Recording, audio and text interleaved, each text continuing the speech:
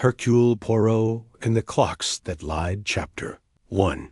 The manor at Bowers Hollow, the countryside in early spring, or the stubbornness of winter still clinging to the hedgerows. The trees around Bowers Hollow had not yet decided whether to bud or bide their time, and a perpetual chill hung in the morning mist like an uninvited guest who refused to take a hint. Bowers Hollow, an elegant Georgian manor nestled at the edge of the sleepy village of Netherdean, stood dignified but weary, its ivy-clad walls showing the faded pride of a family that once held dominion over half the county. It was a Friday.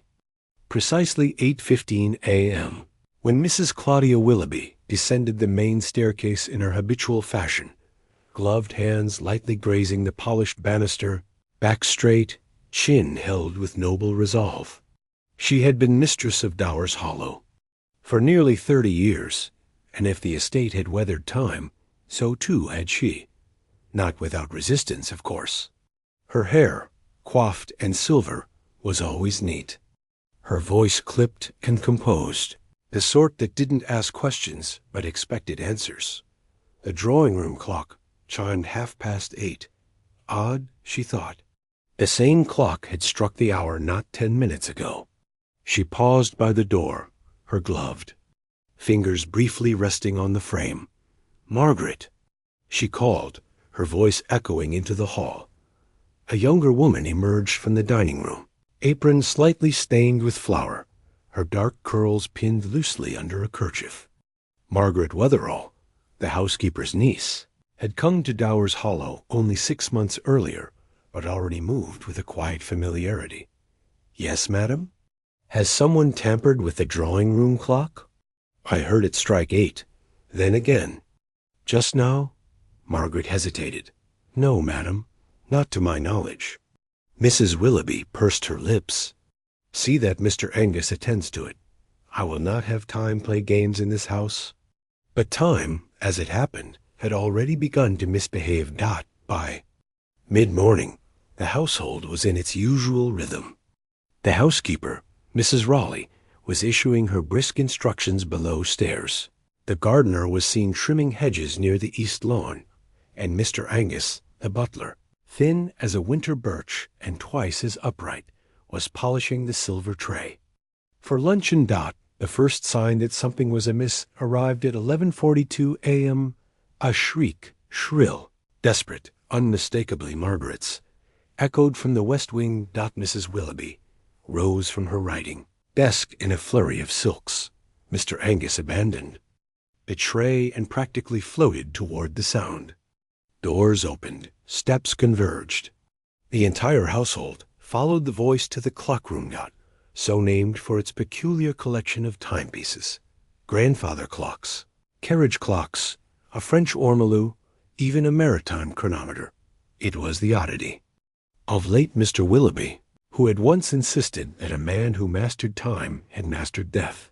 On the Persian rug between two long-case clocks lay the body of Geoffrey Willoughby, Mrs. Willoughby's only son. His hands were folded neatly over his chest. His eyes stared unblinking at the ceiling. A small trickle of blood had escaped one corner of his mouth, already drying. And behind him, mounted on the paneled oak wall, the central clock, an ornate Victorian regulator, had stopped at precisely 11:09. No scream, no. Just silence. Then Margaret's breathless whisper. "He was alive when I brought in tea. I swear it, madam." At 11:15, Mrs. Willoughby said nothing, but her gaze drifted toward the wall of clocks, their pendulums swinging with indifferent rhythm, some fast, some slow. All except one.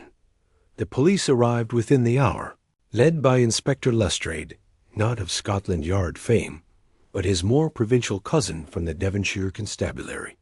He was a capable enough man, though lacking in subtlety. To his mind, a murder, if murder it was, required motive, means, and opportunity. He intended to interview everyone and tick the boxes like lines on a ledger. By late afternoon, the household was under quiet suspicion. The family solicitor, Mr. Carmichael, had arrived with furrowed brow and cautious tone. Geoffrey's fiancée, Miss Estelle Broom, a pale young woman with striking violet eyes, had to be gently pulled from the window where she had stood motionless for nearly an hour. A verdict was far from settled.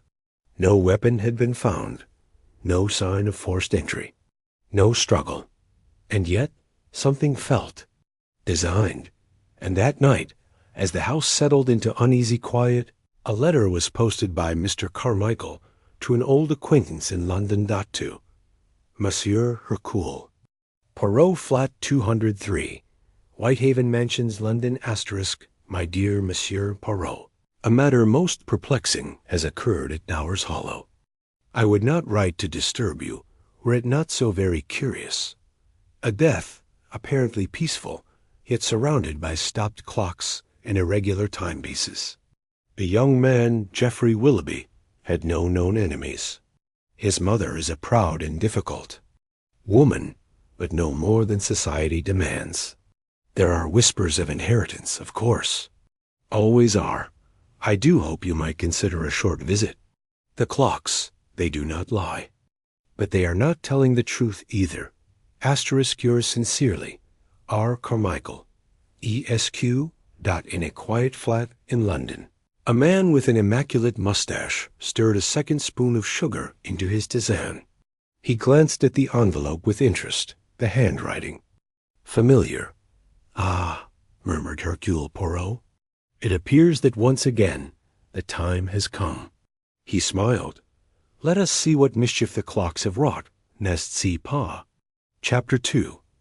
Arrival at Dowers Hollow, the train from London to Devon. Cut through the countryside like a silver thread pulled across green velvet. It was one of those rare spring mornings where even the mist seemed reluctant to rise, leaving the hedgerows and fields cloaked in a soft veil. In a first-class carriage sat a man as composed as the ticking watch in his waistcoat pocket, Monsieur Hercule Poirot. He was impeccably dressed, of course, dove-gray suit, black patent leather shoes gleaming to a mirror-like finish, and the signature mustache, waxed, symmetrical, and attended to with near religious devotion.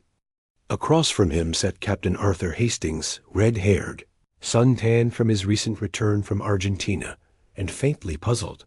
"Still clocks, Poirot?" Hastings asked, folding his newspaper. "I must say, it sounds more like a problem for a horologist than a detective." Poirot gave a small, amused chuckle. "Ah, mon ami, you are still delightfully direct. But let us not be fooled by the simplicity of appearances. When a man dies in a room filled with clocks, one stopped, the others running fast or slow, it is no accident. It is, how do you say, a staging. And where there is staging, there is a mind behind it." Hastings frowned thoughtfully. But what could clocks possibly have to do with murder? Poirot held up a finger. That is the question. You see, when one tampers with time, one tampers with truth. And that, Hastings, is always dangerous. They arrived at Netherdean Station just past noon. A taxi, already arranged by Mr. Carmichael, was waiting. As they bumped along the winding lanes toward Dowers Hollow, Hastings admired the countryside, though he could not help noticing Poirot's increasing agitation with the uneven ride. "Mon Dieu," Poirot muttered, gripping the armrest. "This road, it has no sympathy for order. Up, down, left, right. It is an insult to symmetry." Hastings smiled. "You'll be on solid floors soon enough."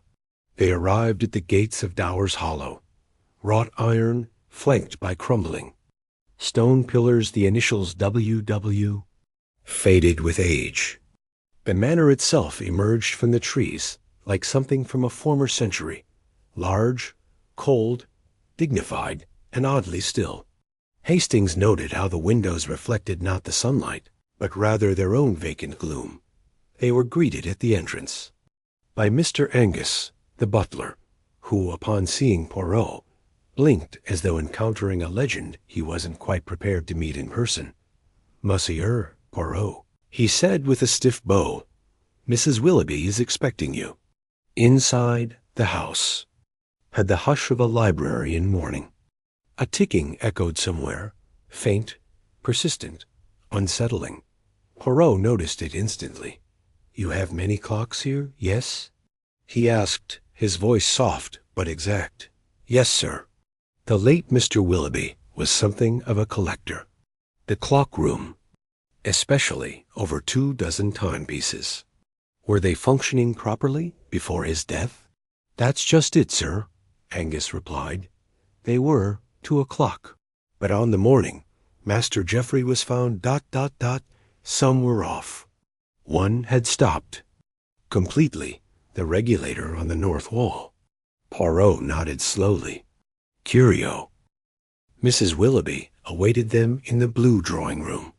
She was seated in an upright chair, framed by tall windows and heavy curtains. Her presence was commanding, her manner impeccably formal. She rose as they entered. "Monsieur?" "Poirot." "I had not expected you to arrive so swiftly." "Madame," Poirot said, bowing, "when time is uncertain, one must not delay." She gave a thin smile. "You will forgive me if I do not indulge your wit. My son is dead, and I want the truth." Poirot inclined his head gravely. "And I intend to find it." He studied her as they sat. Her posture was flawless, but her eyes, tired, slightly glazed, suggested something less composed beneath the surface. "Please," she said, "Mr. Carmichael will give you every detail. I am weary of recounting it." Hastings cleared his throat. "There's been no confession or indication of how it was done?" "None. Geoffrey had his enemies, perhaps. What man doesn't? But to die like that, in silence, without a mark, in a room where the clocks lie, it is unnatural." Poirot leaned forward slightly. "Tell me, madame, did your son keep regular habits?" "Religiously," she said. "Breakfast at 8, estate matters from 9 till noon. Tea at 4, dinner at 7. Every clock in this house was tuned to him." Poirot's eyes lit up. Then his death, with the clocks askew, it would be noticed. She met his gaze directly. "Exactly." A knock at the door announced the arrival of Estelle Broom.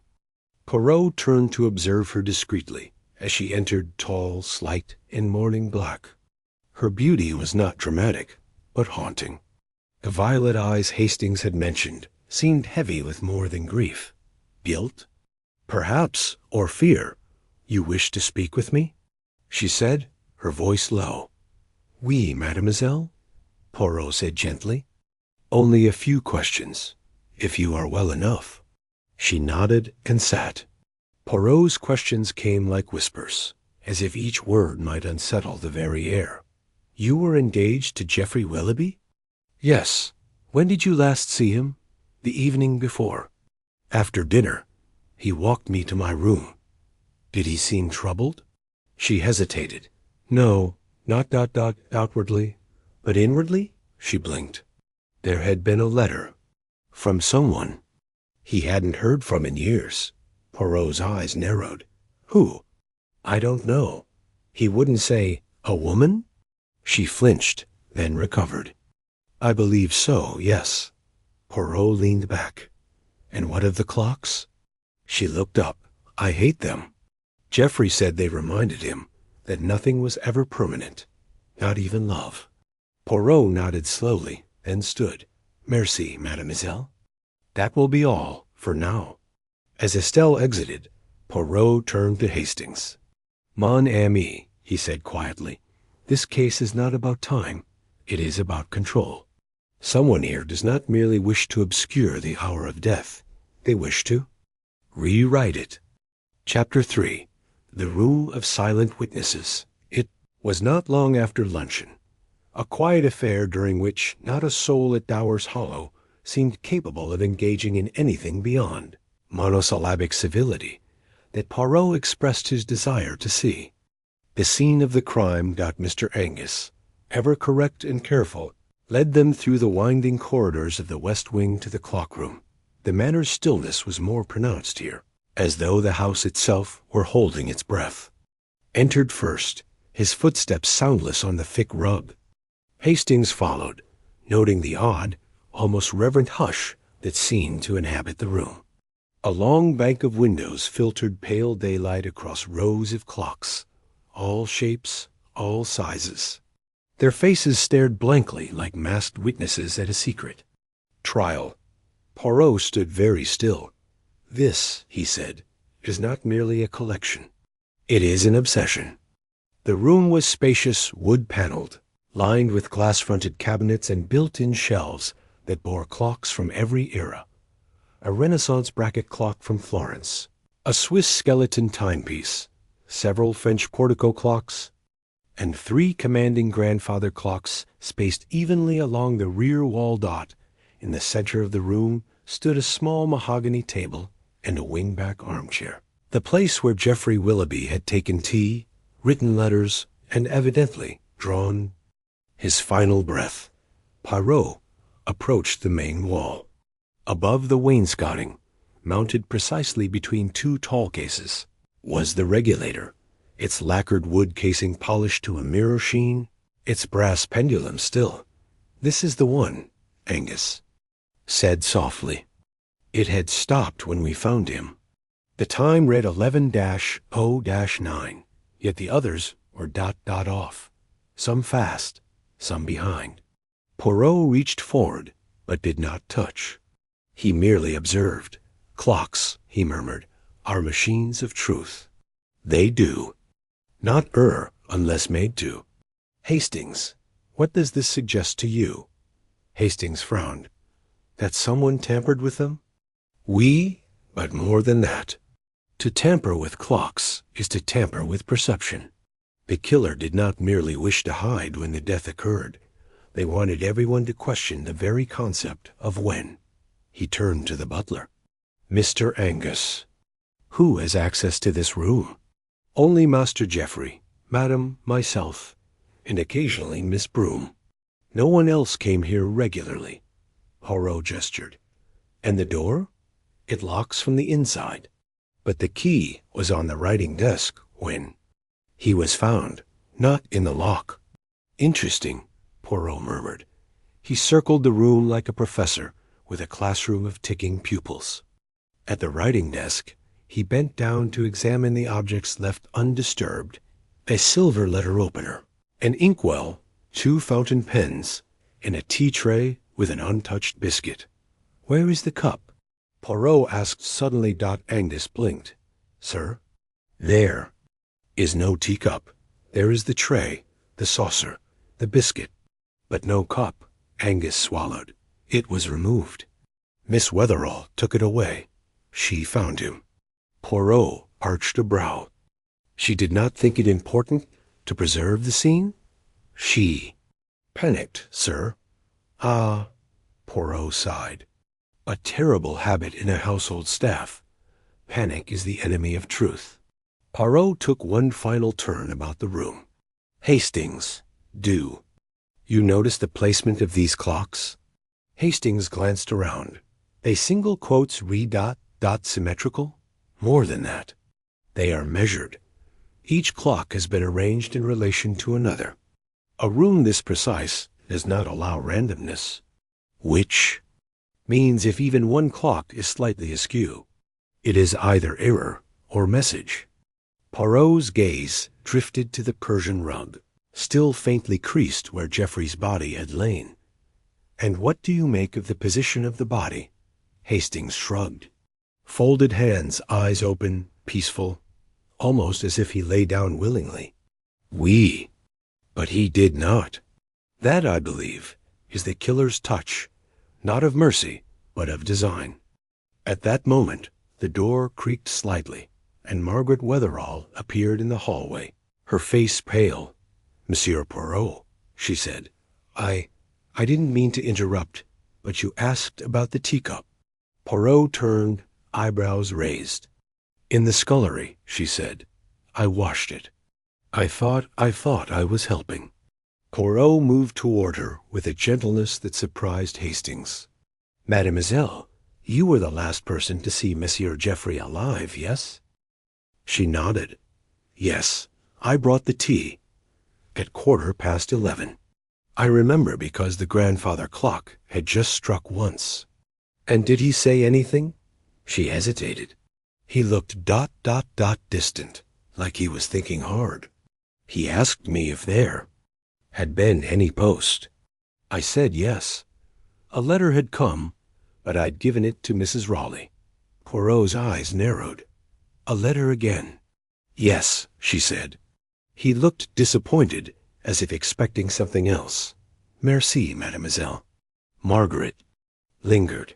Monsieur Poirot, do you believe it was murder? Poirot did not answer at once. I believe, mademoiselle, he said slowly, that someone has gone to great lengths to make it appear otherwise. That alone is enough to arouse my suspicion. Later that evening, Poirot and Hastings retired.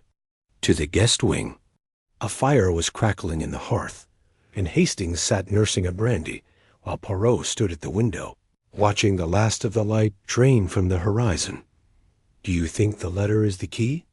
Hastings asked. Poirot nodded.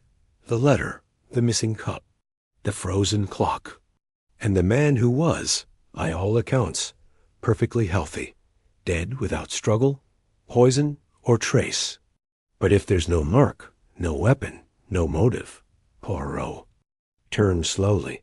Then, mon ami, he said softly, we must ask not what was done, but why it had to be done with time. Chapter 4.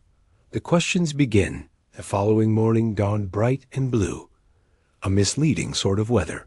Poirot always thought, for it had the habit of dressing up tragedy in the robes of serenity. But the shadows in Dower's Hollow did not scatter so easily. They lingered in hallways, in conversations, and most of all, in the ticking that echoed ceaselessly through the matter's heart. Poirot rose early, meticulously dressed, as always, in a gray three-piece suit with a violet cravat. He breakfasted with Hastings in silence before requesting that the household be gathered, one by one, for private interviews. Now, he said briskly, we begin to collect the puzzle pieces, mon ami. Each person here holds one. They may not even realize it. Mais c'est mon affaire. The small study overlooking the back garden was chosen for its neutrality. Poirot sat behind a modest writing desk, a notepad and pen neatly arranged before him. Hastings lounged nearby in a well-worn leather chair, notebook in hand. First to be summoned was Mrs. Raleigh, the housekeeper, a stout woman of late middle age, iron-haired and iron-willed, with a manner that brooked no nonsense from servants or strangers. You have been with the family a long time, madame? Poirot began. 32 years this March, she replied, chin up. I came when Mrs. Willoughby was still new to the household.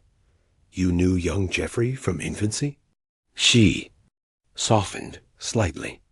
A difficult boy, headstrong, always had to be cleverer than everyone else, but he was kind underneath, to me, anyway. And recently? He'd changed, she said, her voice lowering. Since Christmas, quieter, restless, as if waiting for something. A letter, perhaps? Her lips thinned. Yes, I heard about that. He asked Margaret every day if anything had come. But if he received something, I never saw it. Poirot tapped his pen. Did you ever see anyone else enter the clock room besides Mr. Geoffrey? Only Mr. Angus, Miss Broom on occasion. And Claudia, I mean Mrs. Willoughby, she used to go in before her husband died, but not since. Why not? She says it unsettles her. Too many memories. Poirot gave a nod, then dismissed her gently. As she left, Hastings leaned forward. She seems trustworthy. Oui, Hastings, but she sees only what she wishes. She guards that household like a dog with a bone. Next came Mr. Angus, who offered little beyond what they already knew. The clocks had all been properly wound and checked the evening before the death. The regulator had never stopped in years. A marvel of Swiss craftsmanship, he'd said, And yet on that fateful morning, it read 11:09. Poirot questioned him at length about the layout of the room, the windows, the position of the chair, the tea tray, and the rug. Angus answered dutifully, but without insight. Either he knows nothing, Poirot murmured as the butler exited, or he is a man who makes a habit of appearing to know nothing. Margaret Wetherall entered next. She looked tired, as if sleep had eluded her. Her hands trembled slightly in her lap. "You found the body," Poirot said gently. "Tell me everything. Do not omit even what seems unimportant." Margaret nodded. "I brought the tea, as usual. It was just past 11. I'd taken the tray myself, as Mrs. Raleigh was in the pantry. Geoffrey didn't say much. He thanked me and asked if there was post. I told him Mrs. Raleigh had taken it in. Then I left." "And how long before you returned?" "I went to the parlor to polish the brass. 25 minutes later, I realized I'd forgotten the sugar spoon. When I came back, he was like that." "Was the tea still warm?" She blinked. "No, it was cold." "And yet you claim you brought it just after 11. "I did. I swear it." "Did you touch anything in the room?" "The cup," she whispered. "I took it away." "I thought it would be expected." Poirot regarded her for a long moment. "Mademoiselle, when one finds a body, the first impulse should not be tidying."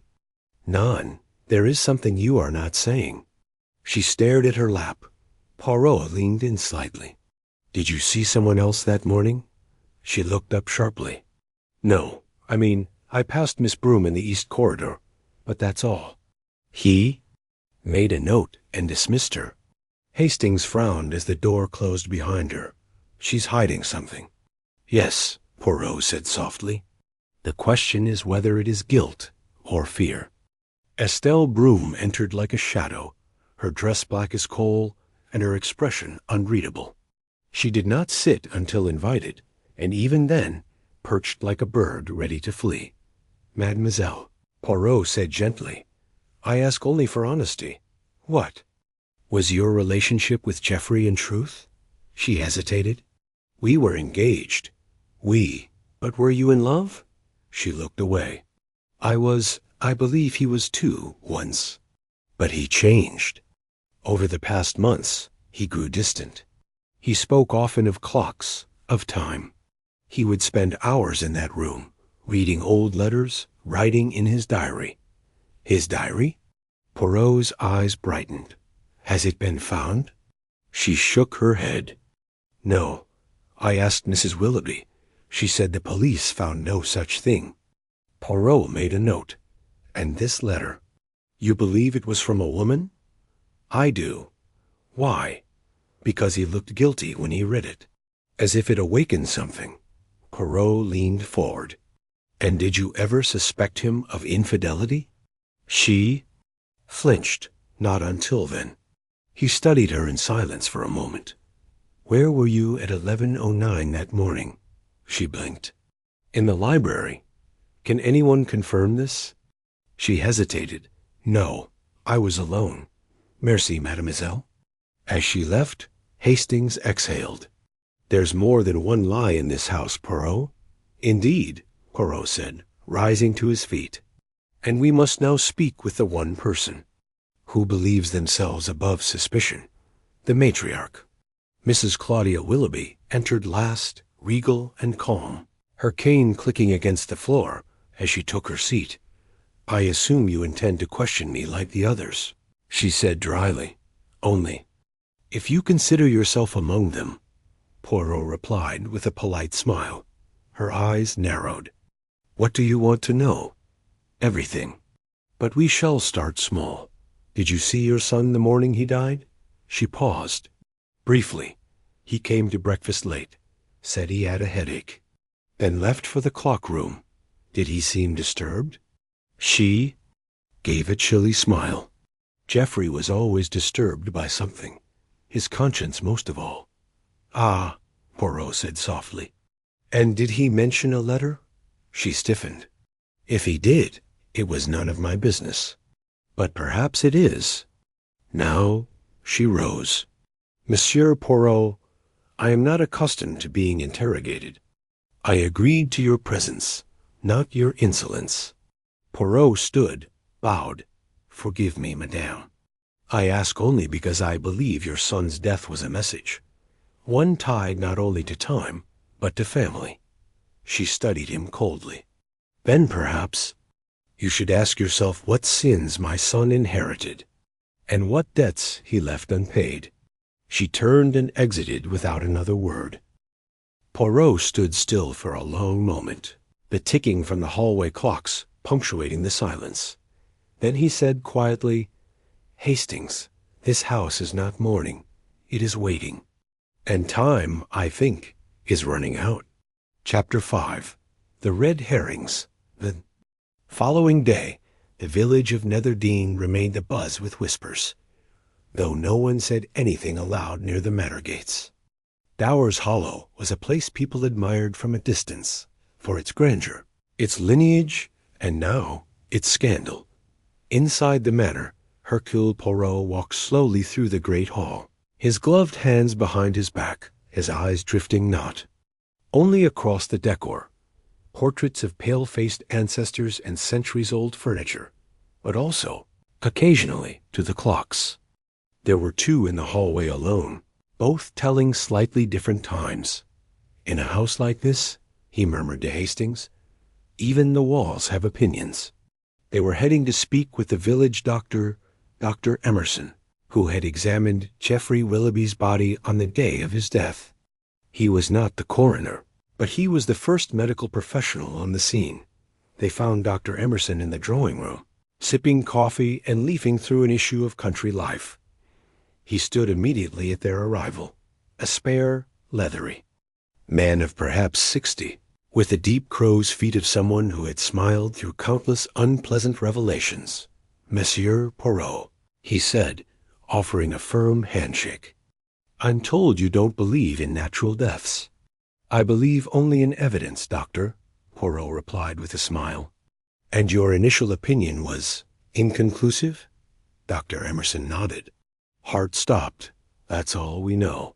No signs of trauma, no puncture marks, no inflammation in the throat or lungs, no chemical smells, nothing obvious. Poison, perhaps? Hastings asked. Certainly possible, but none that I could detect with the tools on hand. There are poisons that vanish from the bloodstream quickly, digitalis, for instance, or cyanide in small doses, though the latter tends to be rather dot expressive. But no struggle? Poirot asked. None. He died sitting up, hands folded. That's what unsettled me. Poirot nodded. A man cannot arrange himself after death. Precisely. And even if death were instant, it's as though he anticipated it. Poirot turned this over in his mind. Or someone arranged it to look that way. Merci, docteur. As they stepped into the corridor again, Hastings rubbed his jaw thoughtfully. So we have no clear cause of death, no confession, and everyone has a motive, but no alibi. Ah, Hastings, Poirot said, eyes gleaming. Now you begin to see the landscape. But beware, for in such a garden of motives, many are weeds. We must pluck the red herrings one by one. They began with Angus. The butler had served the family faithfully for years, but something about his clipped responses and blank expression made Poirot suspicious. You were very fond of Geoffrey, no? Poirot asked him in the library. I respected him, sir. Fondness would be too familiar. And yet you polished his clocks every week. That speaks of more than duty. Angus hesitated. He appreciated precision, sir. That appealed to me. Poirot stepped closer. And did you ever resent him? His wealth? His power over your position? Angus blinked. No, sir. It's a position of pride, what I do. And yet you knew where every clock was kept. You would know which ones might be easiest to alter or stop. Angus drew himself up. I follow orders, sir. Nothing more. Poirot made a mental note. Not guilt, pride, but pride, too, could be a motive, especially in a man so precise. They moved on to Margaret. Poirot found her in the scullery, drying silver spoons with mechanical calm. "Mademoiselle," Poirot said gently, "tell me, did you ever feel overlooked in this house?" She blinked at him. "You arrive, young, quiet, not of the family. You watch them, Geoffrey, Estelle, even the mother. Do you envy their lives?" "No, sir. But you noticed everything, I suspect." She set the spoon down. "I'm not stupid, if that's what you mean." "No, quite the opposite. You saw Geoffrey changing. Perhaps growing colder. Did you think he was cruel?" "I thought he was scared," she said quietly. "Of someone. Who?" She hesitated, then whispered, "His mother." Poirot's eyebrow lifted. "Madame Willoughby? She controls everything here. Geoffrey wasn't free. And the night before he died, I heard them arguing." Poirot leaned forward. "You heard this?" "Yes, from the staircase. She said something about shaming the family. And that, if he went through with it, she'd cut him off." "Go through with what?" "I don't know. I swear." Another note added, "Anger, threats. Family shamed out Hastings whistled as they left." "So the mother's back in the spotlight." "Perhaps," Poirot murmured. "But let us not underestimate Mademoiselle Wetherall. That one observes too much to be dismissed. Miss Estelle Broom had been harder to locate. She was found by the edge of the estate's ornamental pond, standing motionless beside the stone cherub fountain. Her eyes were red. "You grieve," Poirot said softly. "Yes," she replied, "though I'm not sure who I'm grieving for anymore, Geoffrey as I knew him, or Geoffrey as he truly was." "What do you mean?" She turned to him. "He had secrets. I know that now. And perhaps I didn't want to see them. You believe he was hiding something?" "Yes, a letter. A woman, maybe. A part of his life I was never allowed to touch." Poirot studied her carefully. "Mademoiselle, did you love him?" She hesitated. "I did. But I think I loved the idea of him more.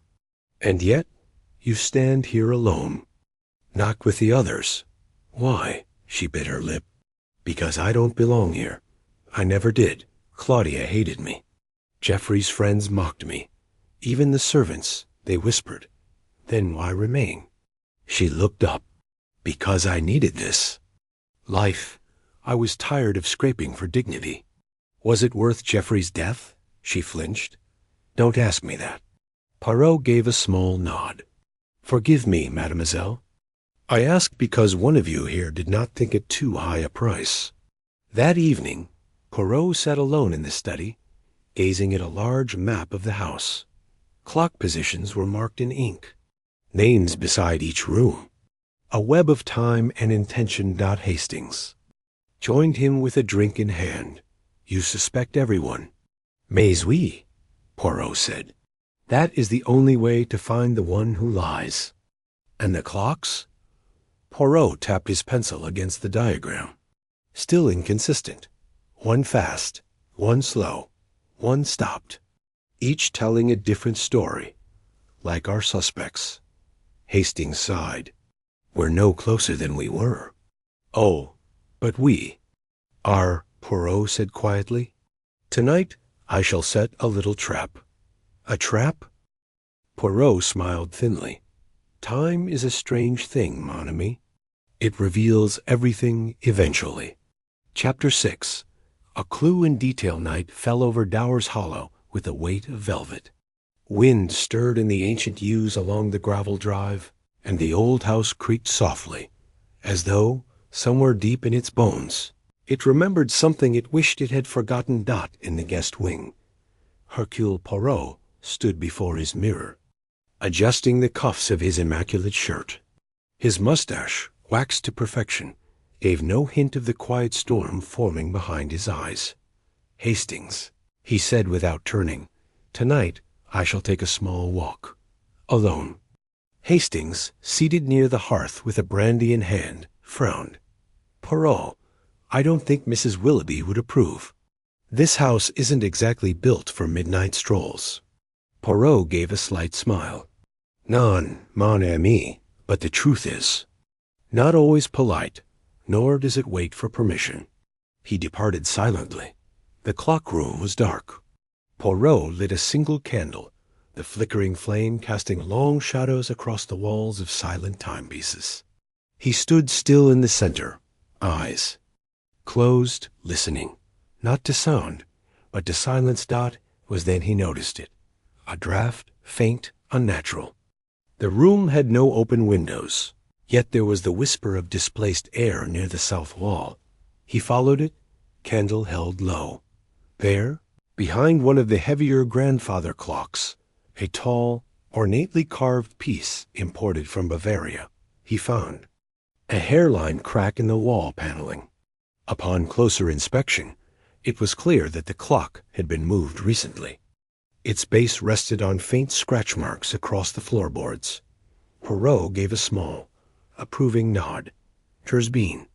With careful fingers, he pressed the edge of the panel. It clicked inward.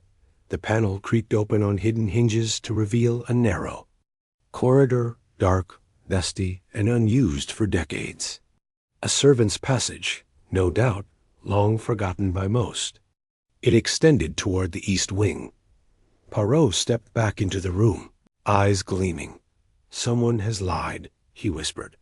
"Not just about time, but about space." The next morning, over a breakfast of hot rolls and strong coffee, Poirot summoned Hastings and quietly relayed what he had found. "A passage?" Hastings whispered. "You're certain?" "As certain as I am that symmetry does not lie. The clock had been moved, but only slightly, just enough. Enough for what? To allow someone to watch. Or to escape." Poirot stood. "Come, mon ami. Today we return to the scene, but this time with eyes wide open." Back in the clock room, Poirot moved with purpose. He directed Hastings to open the window shutters fully, flooding the room with light. The clocks, gleaming under the morning sun, seemed less ominous, but no less misleading. Poirot approached the tea table. "Look carefully," he said. "What do you see?" Hastings peered down. "A tray, saucer, biscuit, letter opener, ink bottle. What of it?" Poirot pointed at the writing desk. "The inkwell has dried at the edges, but see the pen beside it, freshly cleaned." He lifted the pen delicately with his handkerchief. It was cleaned after use. "Why? To hide what was written?" Hastings offered. "Or by whom?" Poirot moved to the mantel and retrieved a pair of tongs. With them, he carefully lifted the cold biscuit from the saucer and examined the plate underneath. "There," he murmured, pressed faintly into the porcelain, a ring. A wet ring. Not from tea, but from something smaller. Hastings squinted. A sherry glass? None. An ink bottle. Poirot's face hardened. Someone removed an item from this tray. A bottle or vial, small enough to fit beneath a saucer, heavy enough to leave a mark, dangerous enough to be removed quickly. "Poison?" Hastings asked. Poirot nodded slowly. "The poison did not come in the tea, as we assumed. It came after. Perhaps slipped into his mouth while he was unconscious, or unwell, but it was delivered by someone with access, and someone who wanted the tea blamed." He turned to the clocks. "And the regulator?" "We assumed it had stopped at 11:09. Hastings nodded, double quotes wrong. "It was set to stop at 11:09. What do you mean?" Poirot moved to the regulator and gently opened the glass casing. He reached behind and produced something unexpected, a tiny sliver of matchstick wedged behind the pendulum. "It was jammed," he said. "Made to stop, not broken. But who would do such a thing?" Poirot placed the matchstick on the desk. "Someone who wanted to fix the time of death, falsely." He turned to Hastings. the fire now unmistakable in his voice. It was never about the clocks, mon ami. It was about the illusion of control. Someone in this house created a theater of time, shifting clocks, hiding passageways, manipulating perception, all to frame the moment and the motive. Hastings was wide-eyed. So what now? Now, Poirot said, buttoning his jacket with purpose, we gather the household. I shall speak plainly, and observe even more closely. The one who lies, they will show their hand. Because lies, like clocks, cannot be perfectly wound forever. That afternoon, Poirot called for all members of the house to gather in the formal drawing-room. The room buzzed with quiet tension. Claudia Willoughby sat sternly near the fireplace. Estelle perched nervously on the chaise. Angus stood in discreet readiness near the door. Margaret and Mrs. Raleigh lingered just inside. Poirot faced them calmly. Ladies and gentlemen, he began, I must thank you for your cooperation thus far. The investigation, I fear, is nearing its conclusion, but there remain details, small, precise inconsistencies. He paused. Geoffrey Willoughby died between 11 o'clock and 11:15, or so we were made to believe. But in fact, he may have died sooner or later, because someone tampered with time. Margaret gasped. Claudia's eyes narrowed. I have discovered evidence, Poirot continued, of a hidden passage, one that leads from this room to the east corridor. And I have found proof that the regulator clock was deliberately stopped with a piece of matchstick. He held it up for all to see. Why? To create an alibi. Or destroy one. His gaze swept the room. There is someone here who knows far more than they've admitted. A letter was received, a threatening letter. It arrived the day before. The death, and it was taken, stolen, by whom? Estelle asked, breathless. Poirot smiled gently. Ah, mademoiselle, that is what we shall discover.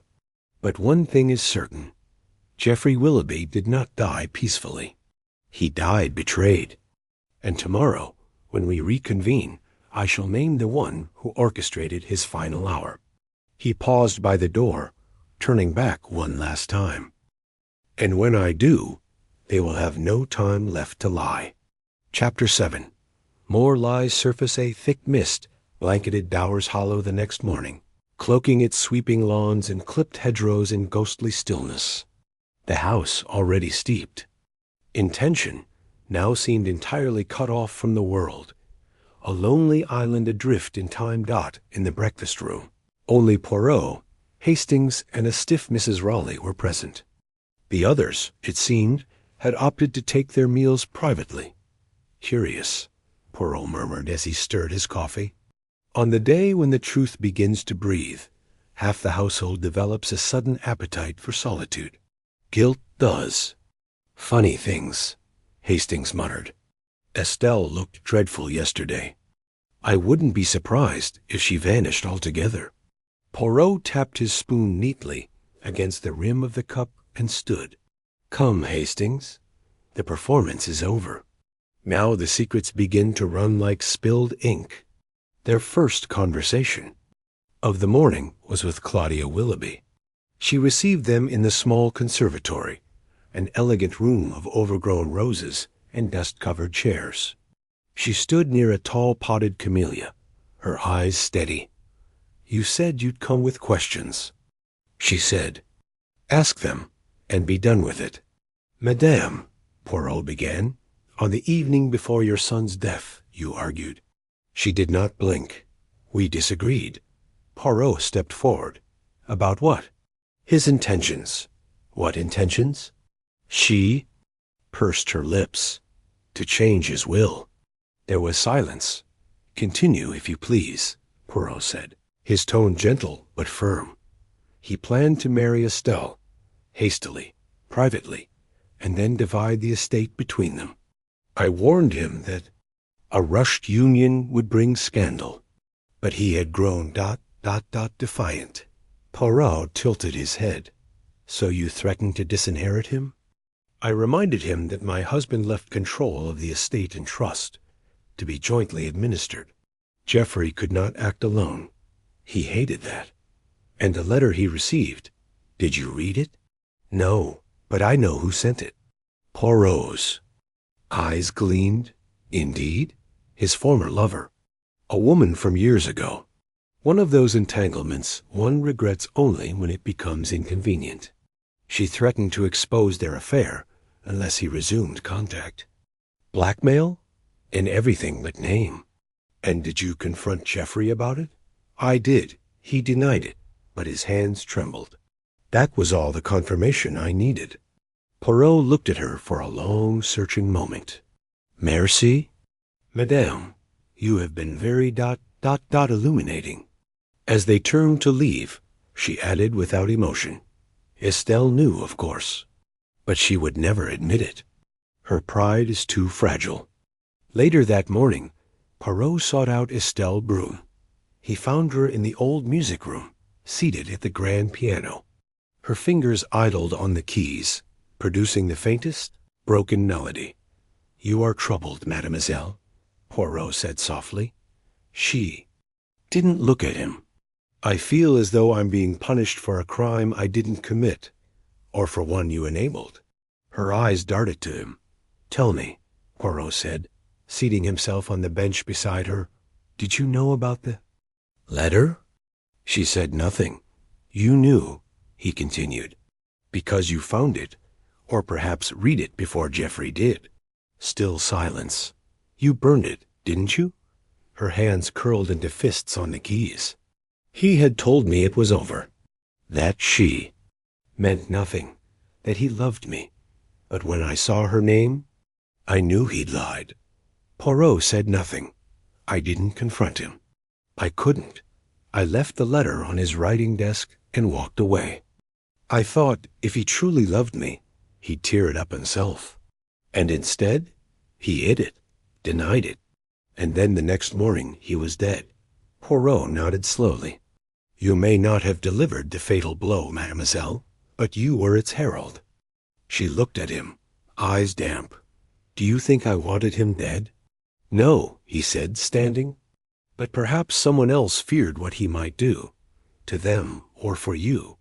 That afternoon, Poirot returned to the servants' quarters, this time alone. He found Margaret Wetherall polishing a silver tray with anxious focus. You said you saw Estelle the morning Geoffrey died, he said, voice low. She paused. In the east corridor. Yes, she said carefully. Why? There's something more you're not telling me. She swallowed. I didn't want to say, because I wasn't sure. But now you are? She looked up. Yes, after seeing the secret passage. Poirot's eyes narrowed. I didn't just see Estelle. I saw someone else. Just a shadow moving along the east corridor, coming from the direction of the hidden passage. Who? She hesitated. I think it was Mr. Angus. Poirot wasted no time. He requested a private word with the butler, who met him in the dimly lit wine cellar. Mr. Angus, Poirot began calmly, were you in the east corridor the morning of Mr. Willoughby's death? The man hesitated. No, sir. I was in the pantry, preparing the silver tray for luncheon. And you did not pass through the servants' corridor? No, sir. You are certain? Quite. Poirot studied him for a long moment. Forgive me, Mr. Angus, but I must say, you are a remarkably consistent man. And that, I'm afraid, is exactly what troubles me. Angus's jaw tightened. Because people are not clocks, Poirot continued. They falter. They hesitate. But your memory ... is precise to the second. Silence stretched between them. Finally, Angus spoke. If you're accusing me of murder, monsieur, you'll need more than speculation. Indeed, Poirot said softly. But I do not speculate. I observe. By evening, Poirot sat alone once more in the clock room, surrounded by the ticking, and talking of silent witnesses. He laid out the facts like a chessboard, his mind flicking between clues like a conductor. Clocks tampered with, a cup removed, a letter hidden, a body arranged, a passage forgotten, a family full of bitterness and silences. And amid it all, one truth rising like steam from a kettle. The motive was not money. It was not jealousy. It was not inheritance. It was fear. Fear of exposure. Fear of the past. Fear of time itself. Poirot stood. "Tomorrow," he said aloud to the room, "I shall reveal the truth." He glanced at the stopped regulator. And may your lies, Mies Amos, be finally out of sync. Chapter 8. The emotional turning point rain fell that morning. A soft, steady patter against the high windows of Dowers Hollow. The kind of rain that made everything quieter, more intimate. And on this particular morning, that intimacy pressed down upon the house like a damp shroud. There was no hiding from it, no polite distraction in walks or idle gossip. The walls of the manor seemed to lean inward, listening. Poirot, immaculately dressed as ever, sipped his chocolate in the drawing-room. He had said little at breakfast. In truth, the mood among the household had shifted overnight. Attention too deliberate to be accidental now hummed in every corridor. Estelle Broom had not emerged from her room. Mrs. Claudia Willoughby had reportedly dismissed 2 servants before noon. Margaret Wetherall had broken a saucer. And Angus, the unshakable, silent butler, had been seen pacing the wine cellar alone, something utterly out of character. It was time. Poirot summoned the household, not for the final reveal, not yet, but for what he called, with a faint smile, a necessary confession. They gathered in the red sitting-room. The rain, still tapping at the windows, served as a feint. Metronome to the scene. Estelle sat stiffly beside the fireplace, pale and withdrawn. Claudia stood, arms crossed, near the sideboard. Margaret hovered nervously by the door. Hastings stood near the window, arms folded. And Angus, last to enter, stood straight and stone-faced by the bookcase. Poirot remained seated, his fingers gently interlaced. The light from the chandelier caught the glint of his cufflinks. "Mies Amos," he began, "we are approaching the end. I have gathered many details, but there is one piece missing, a truth so quiet it hides behind the noise." He let the pause settle. Someone in this room has carried a burden in silence. But silence, you see, can be just as loud as guilt. Number.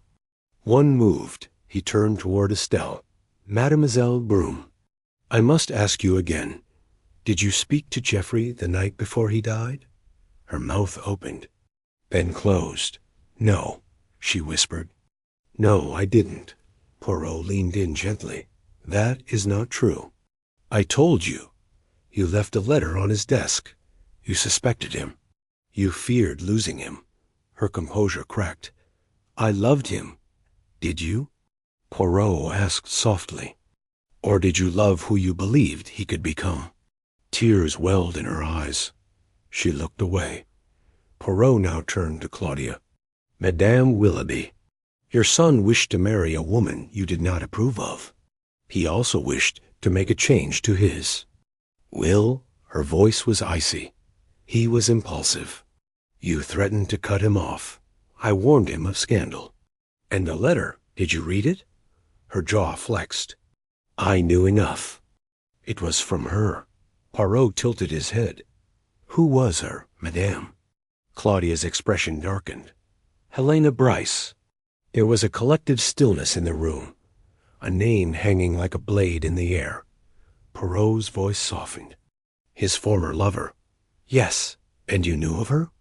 "I paid her to leave him, years ago. It was done, or so I believed." Estelle's voice trembled. "You paid her?" "She was a fortune hunter." Claudia snapped. "My son was 20, foolish, infatuated. She was 10 years older, already married, secretly, I might add." Poirot gave a small nod, and now she returned. Through a letter, Claudius said bitterly, reminding him of what he owed. Her. Poirot looked at Angus. And the letter was found by you. The butler stiffened. No, it was in the Morning Post. Geoffrey expected it. He asked you, as always, to bring the post directly to him. But this time you opened it first. I did not. Poirot stood. Non, monsieur. You did. You feared what it contained. You read it, and you made a choice. I serve this. House! Angus barked suddenly, his voice cracking for the first time. Not her, not him. I serve the Willoughby legacy. And you believe Geoffrey would destroy it? Angus's hands trembled. He was going to bring that woman back. Into this house, into this name. I could not allow it. Estelle rose slowly from her seat. You killed him? No, Angus shouted. I only meant to frighten him. I slipped into the clock-room through the passage. I confronted him. I begged him. But he laughed. He said I was a relic, that I'd be dismissed like a stray dog. He choked on the memory. I panicked. I didn't mean to. He reached for the tea. I thought he was about to ring for help, so I grabbed the vial, a tonic I kept for migraines, and I poured it into the cup. Only a few drops. Just enough to make him ill. Just to delay him. Poirot's voice was a whisper, but he did not drink it. No. He picked up the cup, sniffed it, and set it aside. He reached instead for his pen. He began to write. I waited behind the grandfather clock. I thought he might tear up the letter, but then his hand faltered. He gasped. He collapsed. You used more than a few drops. Angus sank into a chair, his face ashen. I don't know. I just wanted to stop him, just for a day. And then I arranged him, folded his hands, wiped the pen, removed the vial, jammed the clock. I didn't know what else to do. The room was silent. Even the rain seemed to pause. Poirot nodded solemnly. Merci. Hastings stepped forward. You've confessed to murder. I confess to desperation. Angus said quietly. Not murder. Poirot said nothing for a long moment. Then softly. And so the lies unwind. He turned to the others. Geoffrey Willoughby's death was not a crime of greed, or hatred, or revenge. It was a crime of fear, of change, of a man's desperation to preserve a world that no longer existed. Chapter 9. The Trap the Storm broke overnight. Rain lashed the slate roof of Dowers Hollow. Thunder rolled through the hills, and, for a time, the house seemed to groan under the weight of its own ghosts. But by morning, the sky had cleared, cold, pale, and mercilessly blue. Poirot's early dot, he dressed with particular care, choosing a dove-gray waistcoat, a pin of ivory. On his lapel, and a carnation freshly cut from the garden. He breakfasted alone, silent and precise, his spoon clinking rhythmically against the sides of a fine porcelain teacup dot.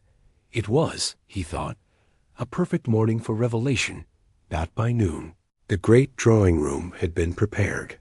Poirot had requested it specifically. Not the more intimate parlor, nor the bright conservatory, but this dark-paneled chamber with its tall windows and heavy velvet drapes. It was a stage, and he intended to use it. The suspects had been summoned. Mrs. Claudia Willoughby arrived first, supported by a cane in her iron will. Estelle Brune followed, pale but composed. Margaret Wetherall crept in quietly, uncertain. Where to stand? Angus entered last, the lines in his face deeper. His steps slower. Hastings stood to one side, his arms folded. Poirot, in the center of the room, adjusted the position of a single high-backed chair, and then turned with an air of gentle finality. Mesdames et messieurs, he began, thank you for coming. I have requested your presence not to accuse, but to complete. The puzzle She is almost solved, but one piece remains. A single misaligned detail which, if understood, shall make the whole picture clear. They said nothing. Poirot paced slowly, his hands behind his back. Geoffrey Willoughby died surrounded by clocks. A man obsessed with time and betrayed by it. His death appeared peaceful, too peaceful, and yet everything about it was wrong. He gestured to the room. A cup of tea, cold before it could be drunk. A regulator clock stopped at 11:09. A pen wiped clean, a letter missing. And behind it all, a hidden corridor known only to those with long knowledge of this house. He turned to Angus. "Monsieur, you confessed. You admitted to tampering with the scene out of loyalty to the family. You confronted Geoffrey. You slipped a dose of poison into his cup, intending only to delay him." Angus gave a silent nod. Poirot held up a finger. "But you did." "Not kill him." A ripple passed through the room. Angus's mouth fell open. "What?" Poirot's voice sharpened. "You were guilty, yes, but not of murder, because Geoffrey Willoughby did not drink the tea." Claudia stirred. "You said it was poisoned." "It was, but he did not drink it. The true poison came from another source, delivered after Angus had fled the room." He paused. "And that, mes amis, is the trap I laid." All eyes were on him now. Poirot walked to the small tray that had been used to serve tea on the morning of Geoffrey's death. From behind it, he retrieved a napkin and unfolded it carefully. Inside was a tiny glass vial, still faintly stained at the lip. "I placed this here last night, and this morning it was gone, only to reappear an hour ago in the linen cupboard, planted, hidden." He turned to Claudia. "Madame, I accuse you." Her cane struck the floor with a sharp crack. "This is outrageous. You followed Angus." Poirot said calmly, "You heard his confession. You knew what he had done, and saw in it an opportunity." Her eyes narrowed. "You returned to the clock room. You waited until Geoffrey, already weak and confused, slumped back into his chair. You brought your own vial, not a harmless tonic, but a true poison, and you tipped it, carefully, into the whiskey glass he had poured himself." Silence. "Whiskey?" Estelle whispered. "He never drank before noon, except when nervous," Poirot replied. "And he was nervous. The letter had shaken him. You knew it. So you poisoned his drink, folded his hands, removed the glass, and arranged the scene as Angus had, but more perfectly. You were counting on his death being blamed on confusion, stress, or your faithful servant's clumsy interference." Claudia said nothing. Poirot walked slowly to her. "But you made one mistake, madame. The clocks," he gestured grandly. "The regulator was tampered with. The mantel clock was wound wrongly. The Bavarian clock had been nudged to hide the passage. But one clock, one small carriage clock by the window, had not been touched. It told the true time. Geoffrey died at 10:42, not 11:09. He turned to the others. And who, I ask, would know which clocks were reliable, and which were simply ornamentation? Not Angus, not Estelle. Only the woman who oversaw the household schedule with military precision, who planned every dinner, every appointment, every guest visit, down to the second. His voice dropped. The woman for whom time was a weapon and a shield. He looked into her eyes. "Claudia Willoughby, you murdered your son." The room exploded into noise. Estelle's gasp, Margaret's sob, Angus's groan of disbelief. Claudia remained frozen, her face white. Finally, she whispered, "He was going to destroy everything. Bring that woman here. Marry her. Public. Disgrace. Change the will. Take away my control of the estate." He thought I would watch it all fall apart. Poirot said nothing. "I protected this house," she said. The Willoughby name. I preserved it. Poirot turned away. But at what cost?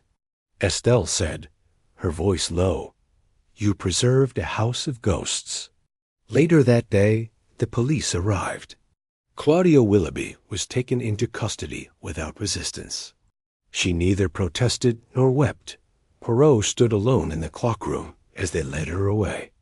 The clocks ticked once more, though their rhythm now seemed more honest, less staged. Hastings stepped beside him. I still can't believe it. His own mother. Poirot nodded slowly. There is no betrayal more complete than the one that hides behind duty, Hastings, or more dangerous than a mother's pride. Chapter 10. The reveal the next morning dawned still and pale. The skies had exhausted their fury, and the grounds of Dower's Hollow lay soaked, shining like polished stone in the early light. The storm had passed, and with it the lies that had festered beneath the manor's venerable surface dot inside the grand drawing-room. Poirot stood with hands clasped behind his back, gazing at the central mantel clock, now ticking steadily. Once again, free of sabotage.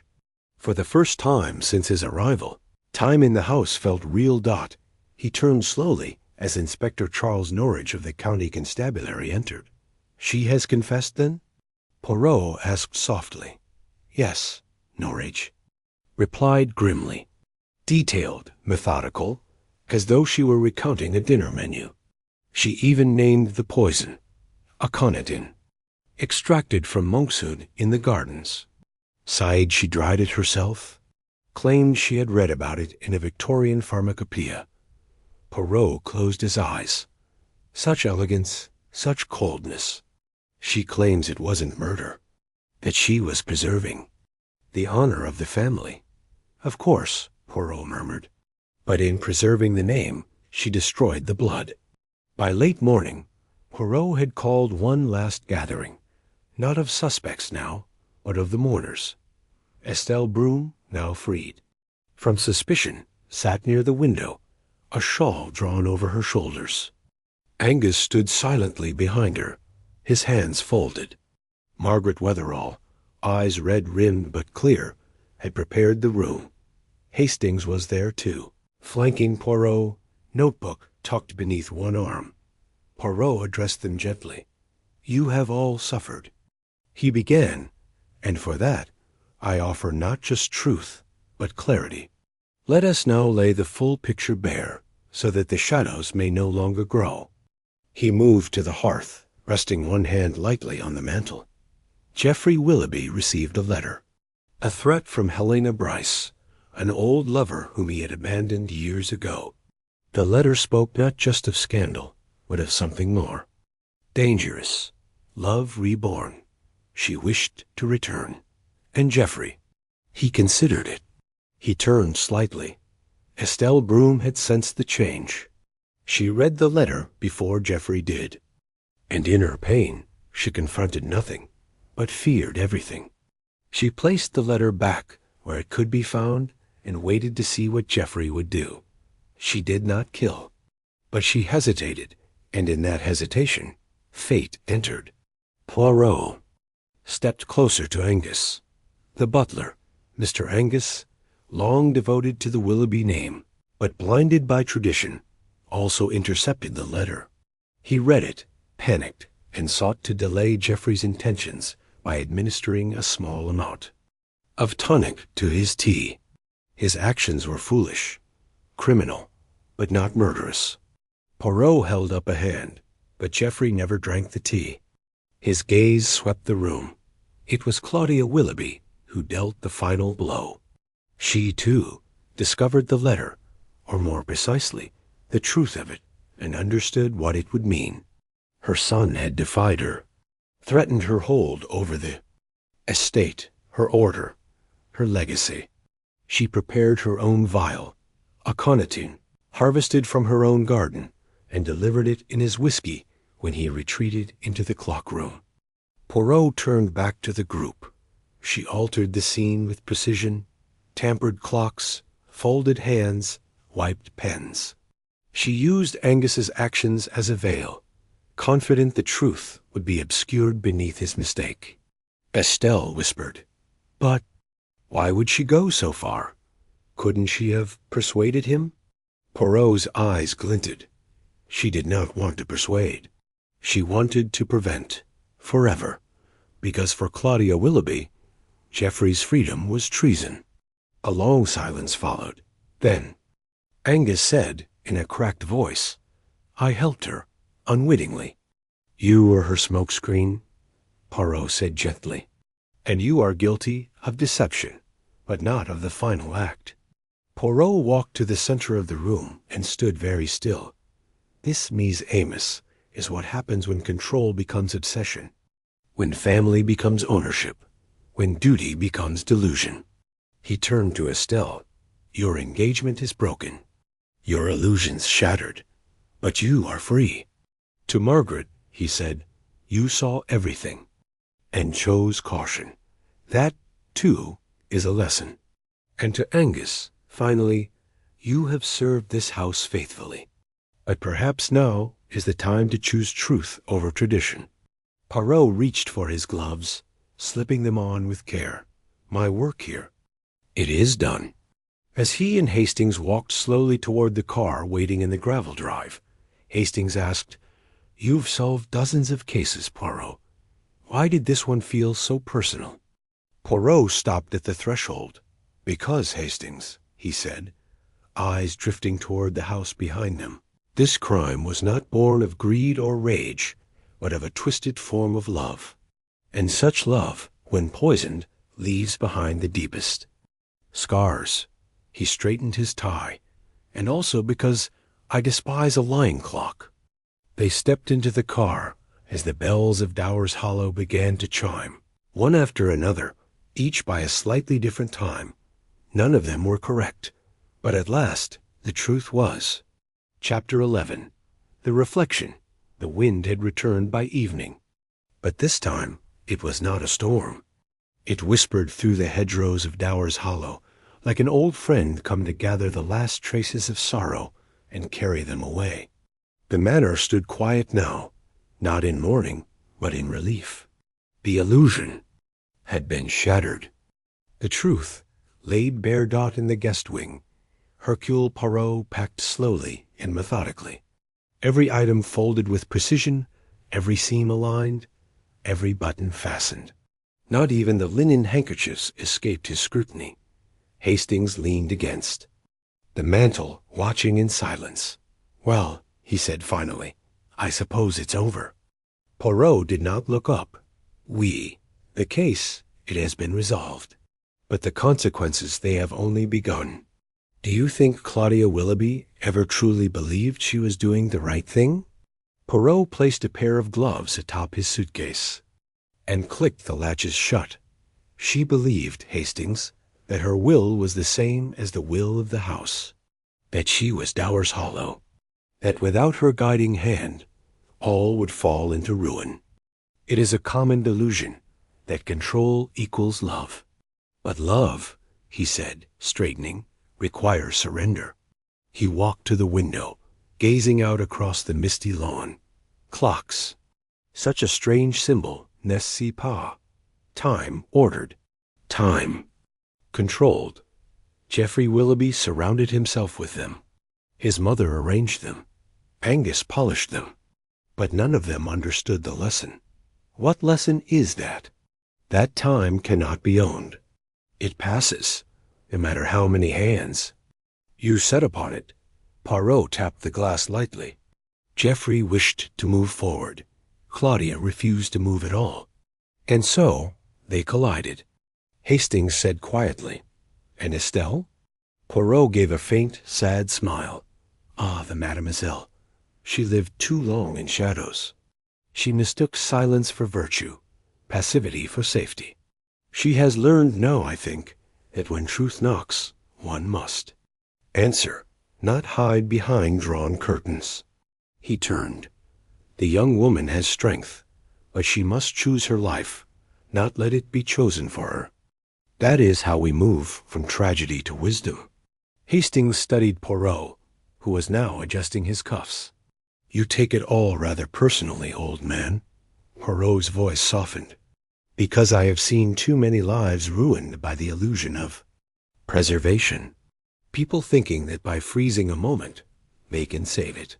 But you cannot preserve life like a pressed flower, mon ami.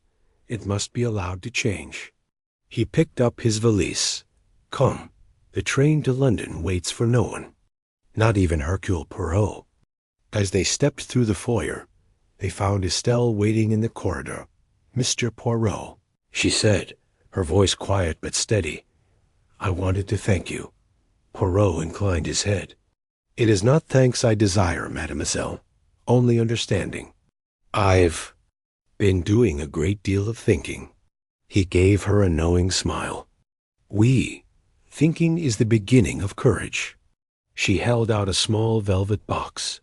"Geoffrey had this made for me. I can't keep it. I thought perhaps it might serve as a reminder to you." Poirot opened it. Inside was a pocket watch, antique, gold, engraved with an inscription, "To E.B. May time bring us truth. G.W." Poirot held it for a long moment, then gently closed the lid. "Merci, mademoiselle. I shall carry it not in my pocket, but in my thoughts." She nodded, tears brimming but not falling. And with that, she stepped aside. The car rolled down the Yonne. Gravel drive as the house receded behind them. Dowers Hollow, no longer a cage of secrets, but merely an old house, softened in the distance. Hastings looked over. "You kept the watch." Poirot smiled faintly. "Ah, but not for sentiment. No, for symbolism." He held it up. "You see, Hastings, it is not the clocks that lie. It is we who wind them with falsehood. But in the end, even the most beautiful timepiece cannot change what hour it is." He clicked the watch shut. "And the hour, mon ami, is always the truth." Chapter 12. Epilogue.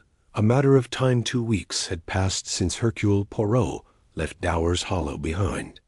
London bustled with its usual din, taxi horns and chatter, newspaper vendors crying headlines, and the faint aroma of coal smoke lingering in the autumn air. Yet in a modest corner of Whitehall, inside his private apartment overlooking the Thames, Poirot sat quietly at his desk, turning a small object over in his hand. The pocket watch, polished, elegant, still ticking. It had become a ritual of sorts. Each morning, before donning his cravat or aligning the pleat of his trousers, he would wind it precisely, his fingers deft, deliberate. Tick, tick. A gift, yes. But more than that, a reminder that even the most delicate mechanism, if built with care, revealed its truth over time. That afternoon, a letter arrived. Heavy paper, Wiltshire postmark. The handwriting elegant and unfamiliar. "Monsieur Poirot, you do not know me, but I am writing in gratitude. My aunt was Claudia Willoughby. I grew up visiting Dowers Hollow and feared her, yet I also admired her. Her death has cast many shadows. But your investigation, though painful, has allowed us all to step forward. The estate is to be turned into a home for convalescent women, a place of healing, not of secrets. The clocks remain, but now they tell the time honestly. Yours with thanks, Isabelle Willoughby." Poirot folded the letter with care. "Very good," he murmured. A house. Reborn. Later that evening, Hastings dropped by, as he often did when his wife visited her sister in Sussex. He found Poirot precisely where he expected, seated in his armchair, a blanket tucked over his knees, a small brandy in one hand, and the fire crackling warmly before him. "Still dwelling on Dowers Hollow?" Hastings asked, settling into. The chair opposite Poirot arched a brow. "Not dwelling, Hastings. Reflecting. There is a difference." He sipped his brandy. "You see, that case reminded me of something most peculiar. Something we detectives are not often taught." "What's that?" "That sometimes, The past does not scream. It ticks, quietly, repetitively, until one day someone listens closely enough to hear what time it truly is. Hastings smiled. You've become rather poetic since the countryside. Poirot gave a mock gasp. Moi? I am always poetic. Precision is poetry, Hastings. They laughed. And somewhere beyond the window, Big Ben chimed the hour. Bold, proud, and true. Time moved on. And Poirot, smiling faintly, wound the little gold watch one final time. Chapter 13. Curtain call at Whitehaven, though the mystery of Dower's Hollow had concluded. Life, like time, continued its quiet march.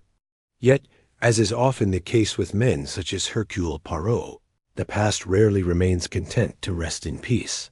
3 days after the epilogue of Dower's Hollow, Poirot received an unexpected telegram. Urgent stop, please come to Whitehaven Theatre. Stop, unexplained death during rehearsal. Stop mentioned. Your name before collapsing. Stop. Inspector Leonanox Poirot read it thrice before placing it gently on the breakfast tray. The eggs remained untouched. Across the table, Hastings blinked. Another case? Poirot gave a single nod.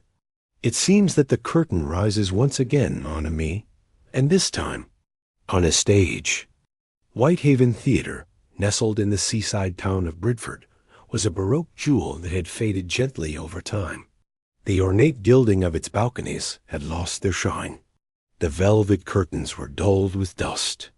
But the passion of the players remained fierce, and the drama, it seemed, had spilled from the script into real life. The victim, Alistair Vaughan, a veteran character actor, beloved and feared in equal measure. He had collapsed mid-rehearsal, gasping for breath, eyes wide with terror. His final words were, "Tell Poirot, the lines were never mine." A curious message. And a curious death. Inspector Lennox, a sturdy Yorkshireman with a fondness for understatement, met Poirot and Hastings at the theatre's back entrance.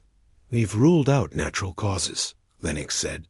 "He wasn't old, nor ill, no signs of heart failure. Something's off, but we can't pin it." "And you say he uttered my name before dying?" Poirot asked, brows drawn, clear as day. He collapsed near the edge of the stage, looked toward the audience seats, empty at the time, and said it. Died within seconds. Poirot stepped inside the auditorium, his steps echoing on the wooden floor. Dust motes hung like ghosts in the beam of the footlights. He stood at the center of the stage and turned slowly. "Tell Poirot the lines were never mine," he repeated quietly. Curious, dramatic even, but meaningful. He tapped his chin. In the theater, the lines are sacred. To deny them is to deny authorship or intent. Backstage, Poirot met the cast and crew. Among them, Cecily Grant, the ingenue with a porcelain face and frightened eyes. Rupert Hahn, the director, sharp, theatrical, nervous. Mrs. Bramble, the costumer, who spoke of Alistair as though he were both king and tyrant. Freddie Kemp, the stagehand, who seemed too quiet and watched too closely. Every one of them had a story. And Poirot, listening patiently, began to sense it. Not a lie, not yet, but a performance. "I shall remain in Bridford for several days," he told Lennox, "and I will watch every rehearsal. The truth, she is somewhere in the script." That evening, as the company ran through Act 2 of The Prince's Undoing, Poirot sat in the center of the stalls, utterly still. His eyes, however, missed nothing. The hesitation in Cecily's speech, the way Rupert flinched when Freddie moved the lights, the slight stain on a prop wine glass. When the final curtain fell, he whispered to Hastings, "It is déjà vu. Mon ami, not of clocks, but of lies that rehearse themselves, waiting for the perfect act." Hercule Poirot, in the curtain call at Whitehaven Chapter. 14. Ghosts in the dressing room. The Whitehaven Theater held its breath that morning. Rehearsals were postponed. The house manager had discreetly canceled the matinee. Word had begun, too.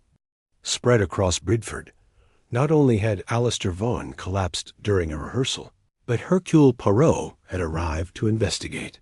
That alone was enough to stir gossip among the locals and terror among the cast. Inside the faded grandeur of the dressing rooms, once opulent, now tinged with mildew and the scent of powder, Poirot and Hastings began their quiet inquiries. Dressing. Room 3 belonged to Cecily Grant. Her room was remarkably tidy, perfume bottles aligned, scripts neatly stacked, a single wilted carnation in a small glass on the vanity. Poirot stepped in lightly. "Mademoiselle, I do not come to accuse, only to understand. You and Monsieur Vaughan, were you close?" Cecily's hands twisted in her lap. "Not in the way the papers will suggest. He was. Difficult. Charming when he wanted to be. But cruel. He had power, and he used it. You feared him?" "I admired him once. He mentored me in my first tour. But he held favors like weapons. If you resisted, he found a way to embarrass you on stage. Forgetting cues, changing lines, stepping in your light. No one could prove anything, but we all knew. And recently?" Her face hardened. "He was blackmailing someone. I don't know who. But he said the next role he got would be the one that made him or destroyed another." Poirot's brows lifted. That is revealing. She looked away. "I think he enjoyed watching us squirm." Dressing room 6, Rupert N. The director. His room was a cluttered museum of ambition. Torn scripts, production schedules, a half-empty bottle of port, and several framed clippings of reviews, all glowing, all carefully placed. Rupert offered Poirot a guarded smile. Terrible business. Alistair was a legend. Difficult, yes, but a legend. Lennox stepped forward, pulling out his notebook. "That's enough. Rupert N., you're under arrest." "No," Rupert said. "Let me finish the rehearsal. Just one more run." "No," Poirot said gently. "The curtain has already fallen."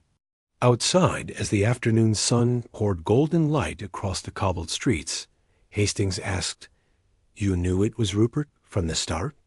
Poirot adjusted his hat. "None. I suspected everyone. But when I read that line, that beautiful, damning line, I knew it could only have come from someone who understood both guilt and writing. Rupert N. was the only one here with the skill and the motive." Hastings looked back at the theater. "Quite the performance." Poirot gave a short nod, but in the end, he said, "Truth does not require applause." Chapter 16.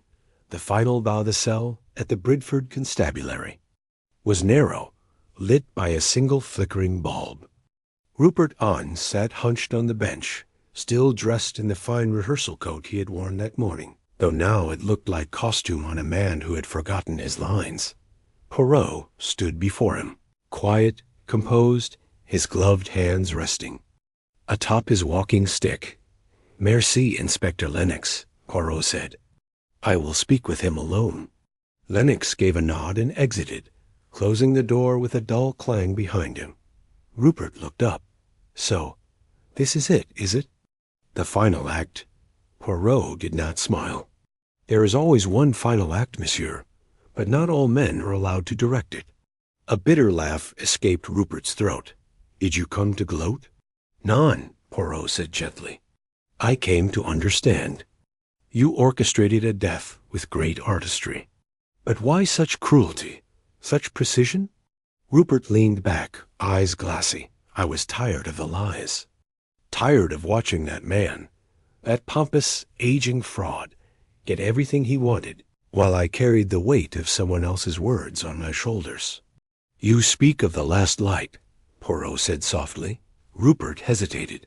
"She wrote it, Clarissa. We lived together in Bath. We worked on it for years. She submitted it anonymously to a contest, And then she was gone. Illness, they said. Quick, sudden. And the manuscript? She left no will. I claimed it. No one ever knew. Poirot tilted his head. Except Alistair Vaughan. Rupert nodded. He'd been in Bath. He was performing in a radio play. He saw the manuscript, knew the real author, threatened to tell. He said he'd destroy my career, said I owed him my success. So you rewrote the script. I couldn't kill him with a knife, Poirot. I'm not a brute. But I could let the truth collapse him. Poirot said nothing for a long moment. I understand ambition, Monsieur Anne. I even understand jealousy. But to use a stage, a place of creation, as a weapon, that is the crime I find most tragic. Rupert's voice cracked. I only wanted to be seen.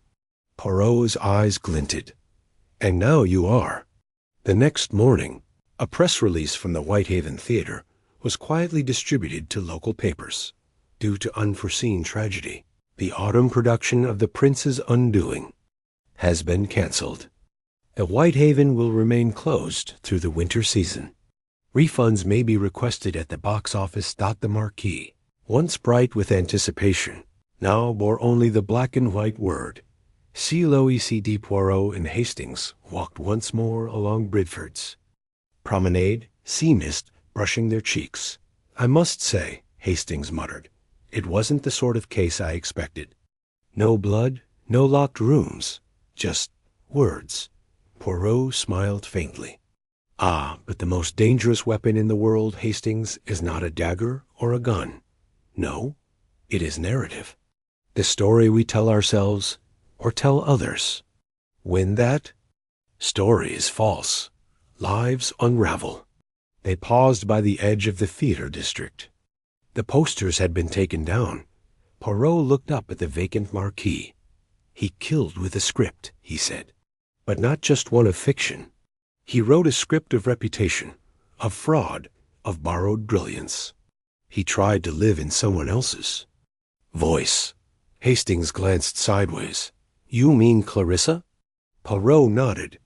In stealing her words, he also stole her memory. And when the theft came home to roost, he panicked. But justice, la justice, she always finds her mark. Back in London, Poirot placed a clipping from the Bridford Herald into a small scrapbook labeled Whitehaven. Beneath it, he tucked a typewritten page. The first scene of a new play, The Clocks That Lied, a one-act mystery by Clarissa Baines. Poirot had found it among Rupert's papers. It bore her name in faded ink, and he had no doubt it was hers. With gentle hands, he sealed the page inside a separate envelope and addressed it to the British Library, Rare Works Archive. He paused, then added a note for safekeeping.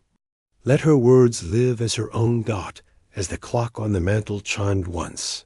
Poirot leaned back in his chair and smiled. Another stage had gone dark, but truth, quiet, deliberate, inevitable, would always find its spotlight. Chapter 17. The Echo. That remains 3 months later. Snow dusted the rooftops of Bridford like powdered sugar, and the Whitehaven Theatre stood in cold silence. A grand building caught in pause. But inside one corner office, behind the long-forgotten archives, something stirred. Margaret Lane, the interim manager hired to restore the theatre's records, was cataloging old scripts when she stumbled upon a slim, cloth-bound folder titled Clarissa Baines, Unproduced Work. She frowned. The name wasn't in any program she'd ever read. But when she opened the folder, she gasped. There, in neat, flowing cursive, were several one-act plays, powerful, lyrical, and signed by Clarissa herself. And on the final page, a note clipped to the margin. These were never meant to be mine. May they finally be heard in her voice. R.H. Margaret placed a hand on her mouth. It was the last confession of Rupert Anne, discovered only after his quiet death in prison weeks earlier. No headlines, no drama. A heart condition, they said. But this folder, was his true ending. She glanced up at the icy panes of the theater's grand lobby, then down at the words again. There was something haunting in them. Something. True dot, she picked up her pen and began to draft a letter. To Monsieur Hercule Poirot. A ghost's encore. Meanwhile, in London, Poirot sat in his usual seat by the fire, a cup of tisane gently steaming at his elbow. Hastings was visiting again, fidgeting with a holiday card from his niece. Still thinking of Bridford? Hastings asked. Poirot did not answer immediately. He studied the little gold pocket watch Cecily had given him so long ago, its face ticking. Peacefully. There are mysteries, mon ami, Poirot finally said, that resolve themselves not with arrests, but with atonement. He sipped his tea. You see, the man who stole a woman's legacy later tried to restore it. And though he failed in virtue, he succeeded, in the end, in intention. Hastings looked puzzled. You mean ... redemption? Poirot smiled. Faintly. Redemption is a performance too, Hastings. But when performed sincerely, even the last act can be beautiful. Weeks later, the London Review of Theatre published an announcement on its back page. The Whitehaven Trust is proud to present a never-before-staged collection by the late Clarissa Baines, discovered posthumously and verified by script experts and historians. Her words, long silenced, will finally have their moment under the lights. And on opening night, from a modest private box in the balcony, Hercule Poirot sat in silence, his gloves folded neatly, his mustache waxed to perfection. As the curtain rose on Clarissa's play, The Clocks That Lied, and the actress began to speak the lines she once feared would die unheard, Poirot closed his eyes. A smile ghosted his lips. Justice, he knew, had once again found its stage. You knew him long? Since the Edinburgh Festival in '09. We were in King Lear together. I played Edmund, he Lear. He hated me for being taller. Poirot chuckled politely. And yet you directed him? Rupert exhaled. He was a nightmare, but he sold tickets. This production was his return. He insisted on changes to the script, demanded extra rehearsals, threatened to walk more than once. Did he have enemies? Rupert snorted. Everyone in the theater has enemies, but some are better at hiding them. Cecily resented him. Mrs. Bramble loathed him. Freddie? Yes? Poirot asked gently. Freddie Kemp once caught him stealing from the petty cash. Didn't say a word. Just stopped speaking to him altogether. The costume room, presided over by Mrs. Bramble, who looked more like a retired governess than high. The sharpest eye backstage. She stitched in silence, needles like sabers in her fingers. Poirot admired her embroidery. You knew Alistair well?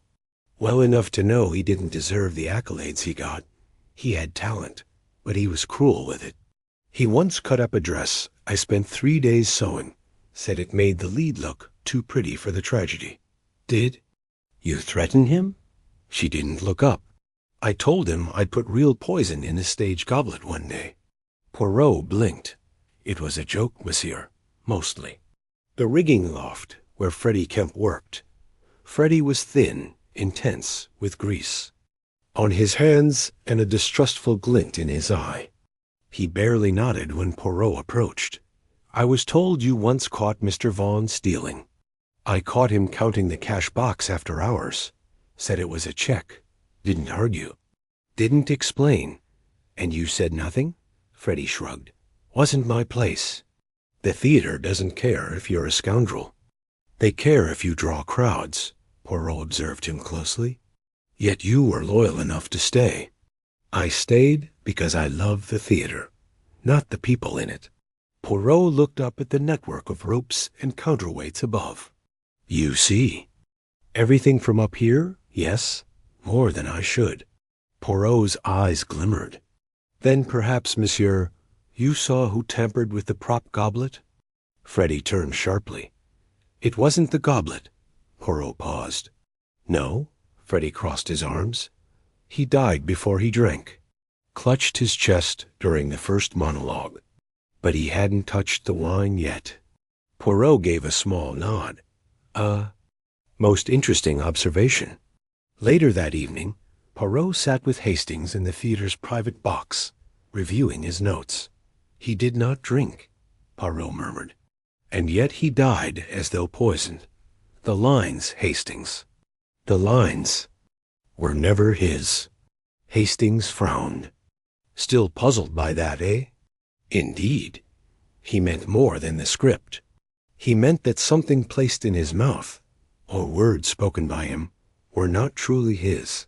Perhaps a message? A forgery? He tapped his chin. There is a hidden script here, Hastings. Not one for stage, but for blackmail, vengeance, and illusion. He smiled thinly. And Hercule Poirot shall read it line by line. Chapter 15. The script rewrite the following morning. The Whitehaven Theater was locked to the public. An official notice from Inspector Lennox was posted at the front entrance. Closed for investigation. By order of the Bridford Constabulary. Inside.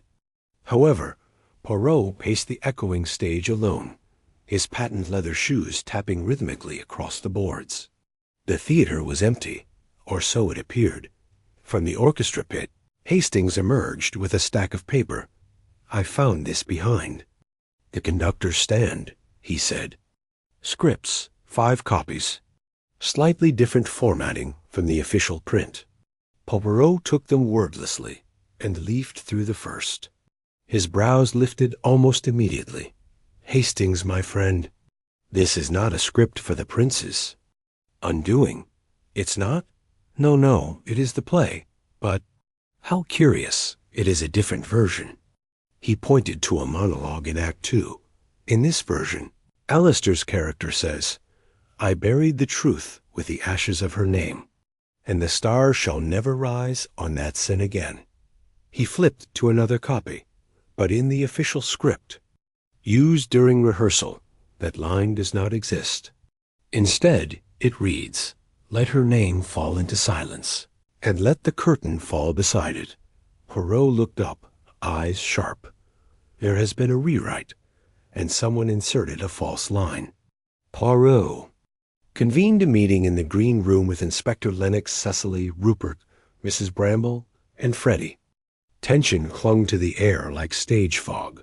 I believe, Poirot began, that Alistair Vaughan was killed not with poison, not with wine, but with words. The room stared back blankly. He held up the forged script.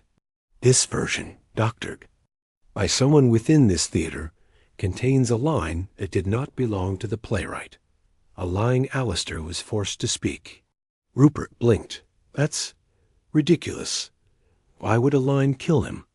Poirot stepped forward. Because, mon ami, it was not a line. It was a confession. Hidden in metaphor, yes, but to the person it targeted, clear as a dagger. Cecily clutched her hands. A confession to what? Poirot turned to her gently. To a crime long buried. I believe Alistair had wronged someone, perhaps many. But someone in this theater discovered it. They rewrote the script. They gave him the noose and let him hang himself with his own voice. Mrs. Bramble scoffed. You think he died of shame? Poirot's eyes gleamed. No, madame. I think he was murdered, but not by blade or bullet, by clever design. And here is how ... He turned to Lennox. Alistair was taking medication, beta blockers for a minor heart condition. Nothing life-threatening. But someone knew that a particular combination of stimulant and stress could be fatal. A well-placed capsule in his throat lozenge case, taken minutes before rehearsal, combined with the shock of being forced to say words he did not write, exposing a secret he buried ... He clapped his hands once. The body panicked. The heart collapsed. Death arrived. All while the audience applauded. There was a long silence. Freddie finally muttered, So? Who tampered with the script? Poirot smiled thinly. That, mon ami, is the final act? He held up one of the falsified scripts. There are initials on the binding. Handwritten in fountain pen, C.G., Cecily Grant. Cecily stood up so fast her chair toppled. That's not mine. I never rewrote anything. I don't even own a fountain pen. Rupert Ahn cleared his throat. Actually, I do. I have one engraved from my university days. Poirot turned slowly. Indeed, Monsieur le Directeur, I believe you doctored the script. I believe you planted it in Cecily's pile. And I believe you were the one who replaced Alistair's lozenges with a combination designed to accelerate his already weak heart. Under the heat of the stage and the weight of forced confession, Rupert's face paled. Why? Poirot's voice dropped. Because Alistair Vaughan blackmailed you. He threatened to reveal that your most acclaimed play, The Last Light, was not written by you, but by your former lover. A woman who died under mysterious circumstances. You stole her work, and he knew. Rupert sank into the chair. I didn't mean to kill him, he whispered. I just wanted him to collapse, to miss opening night, to disappear from the role. I never thought, Poirot raised a hand. But you did think, monsieur. You wrote him a line that you knew would shatter him, because you knew what it meant. And then you pushed him, quietly and fatally, over the edge. Chapter 18. Encore in the wings. The Whitehaven Theatre, once cloaked in scandal and silence, had risen again. Its grand reopening was the talk of Bridford and of London. Invitations had been delivered on ivory cardstock. Local dignitaries, actors, critics, and even a few curious aristocrats filled the marble vestibule, their murmurs echoing off the restored frescoed ceilings. Clarissa Baines' The Clocks that lead would finally premiere, not as a tragedy buried beneath ego and fraud, but as a triumph of truth. Hercule Poirot, seated in box 3 beside Captain Hastings, surveyed the audience like a general inspecting his troops. Such elegance, Hastings remarked. Hard to believe this was a crime scene not long ago. Poirot adjusted his cuffs. Ah, but mon ami, elegance and tragedy are often twins. The theater knows this well. A sharp knock interrupted them. A young usher stood at the door, out of breath. Mr. Poirot. There's a matter backstage. Miss Lane, the producer, insisted you be informed. Poirot rose instantly, his eyes narrowing. And what is the nature of this matter? The usher hesitated. The leading man, Julian Harrow, is missing. And in his dressing room they found this. He held up a small note, folded twice. Poirot opened it delicately. The handwriting was sharp, rehearsed. Tell the truth before Curtin or someone, else will vanish. The script always knows. Poirot looked at Hastings, who had already stood, his jaw tightening. Another case? Hastings asked. Poirot's smile was faint, sharp, and inevitable. But of course, the play may be old. But the lies, mon ami, the lies are always new. Chapter 19. Postscript. The quiet applause the case of Julian Harrow's vanishing would eventually be solved, not by the constabulary, not even by the producer Margaret Lane, but by Hercule Poirot, whose little gray cells needed only one more clue, the missing cufflink tucked behind the fourth dressing-room mirror. But that tale, as Poirot often said with a modest wave of the hand, was for another evening when the tea is warm and the fire crackles with curiosity. Tonight, however, Poirot sat alone in his London flat, the curtain having fallen once. More on the strange saga of Whitehaven Theatre. No noise but the ticking of a mantel clock. No company but the reflection in the polished glass of the fire screen. And yet, there was satisfaction. He opened a small leather-bound journal and, with elegant care, inscribed one final entry beneath the title, Dossier, Clarissa Baines, Justice. restored. There is justice, and there is vindication. Rarely do the two meet so gracefully. The theater has long been a place of masks. But for once, the truth wore no disguise. The words of the dead lived again, and with them a silence was broken. Clarissa Baines did not die unknown. Her voice was heard, not in a shout, but in the soft hush of 1,000 held breaths. Hercule Poirot. He closed the book with a soft thud dot, and then, from the stack of letters on his side table, he selected one, cream-colored, wax-sealed, addressed in a hand he knew well. It was from Cecily Grant. Inside, a short note. Monsieur Poirot, they say time heals, but I think time simply reveals what must be healed. Thank you for showing us how to listen, not just to each other, but to the truth. I've taken the lead role in a touring company now. We begin in Brighton.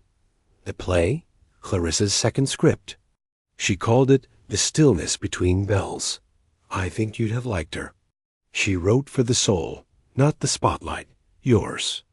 With respect, Cecily Poirot smiled. Outside, the street lamps flickered on. Below, the bustle of Piccadilly murmured on with its usual indifference.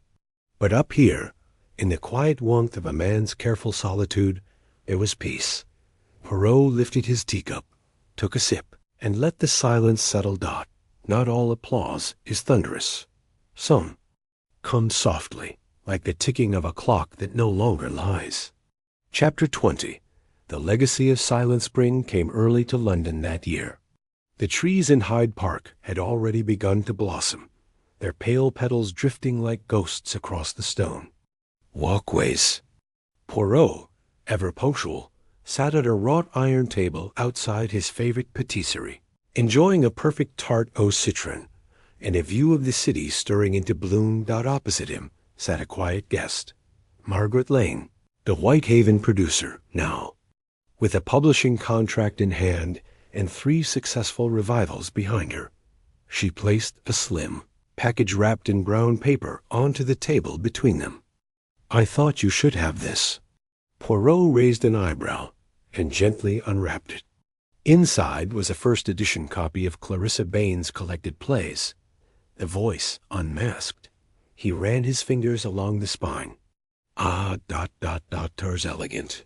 Your name is in the acknowledgments, Margaret said. You and Captain Hastings. Clarissa's niece insisted. Poirot smiled. I do not require applause, Mademoiselle Lane. No, but sometimes. You deserve it. They sat in silence for a while, the afternoon sun casting gentle shadows. Children played in the distance. The clink of cups, the low murmur of conversation. Life moving on. Poirot looked out toward the city. It is curious, he said softly. I have solved many crimes. I have caught murderers, exposed liars, restored fortunes. But rarely have I heard justice, true justice, as I did that night in Whitehaven. When Clarissa's words reached beyond the grave, Margaret nodded. Her voice was silenced for years. Poirot turned to her, eyes sharp with meaning. But not by death. It was silenced by fear, by theft, and perhaps most cruelly, by indifference. He held up the book. This is not merely her legacy. It is her resurrection.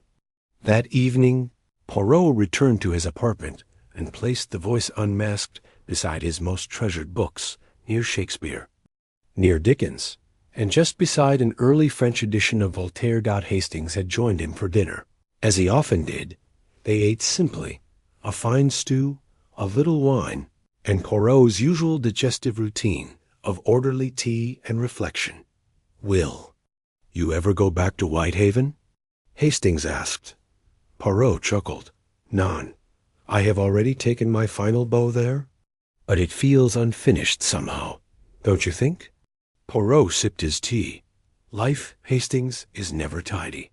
It leaves curtain, calls unanswered, truths only half revealed, and mysteries that lie not in death, but in what people choose to forget. He paused, but Clarissa, she will not be forgotten. Across the city, in a small West End theater, a revival of The Stillness Between Bells had just ended the thunderous applause. The young lead actress, breathless and bright-eyed, stepped backstage and clutched her script to her chest, her name, Emily Baines, Clarissa's great-niece. And so the legacy continued, not with Poirot, not with the law, but with the words themselves, truthful, undiluted, and finally free. 20. The legacy of silence. The curtain falls, and the truth takes a bow.